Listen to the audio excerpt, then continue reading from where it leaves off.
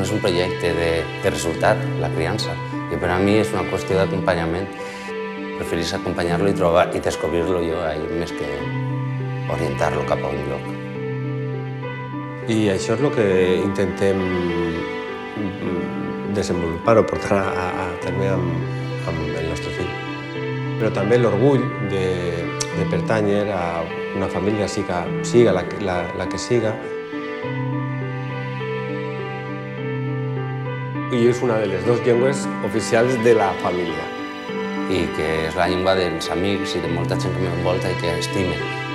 I que siga la llengua de comunicació a tots els nivells, tant quan vas a comprar el pa com quan li dius bona nit al